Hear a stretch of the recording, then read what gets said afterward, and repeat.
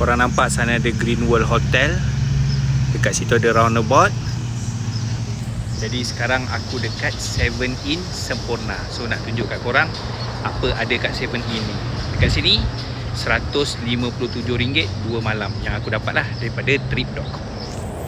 So ada meja santai macam ni. Dah unik-unik cabin macam ni.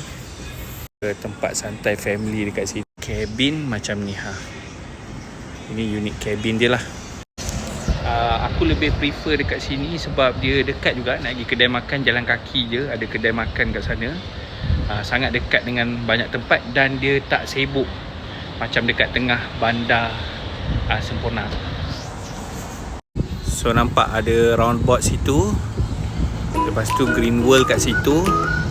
Ada car wash lagi. So dekat sini lah 7-in yang ada dekat sini. Ni suasana dia So ada banyak rumah-rumah cabin lah kat sini. Ni siap berangin lagi tau. Memang santai. Ni jenis bilik yang ada bunk bed macam ni. Kedai makan jalan je ada kat situ. Tu building dia. Tu building kedai makan lah. Sana pun ada kedai makan.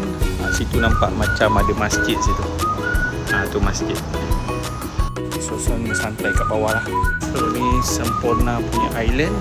Ini dah kita duduk 7-in Semporna. Tempat santai dekat bawah ni. Sini pun ada cabin. Toilet dia dekat luar lah. Macam ni. Terus ada toilet dia.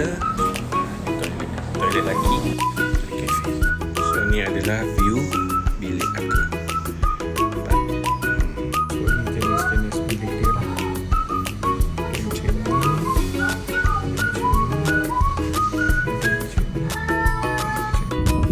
Waktu sahur tak jauh pun daripada kedai. Kat sana ada kedai makan. Jalan kaki je. Ni ada roundabout. So kat sana ada balai bom. Aiman Arena Cafe.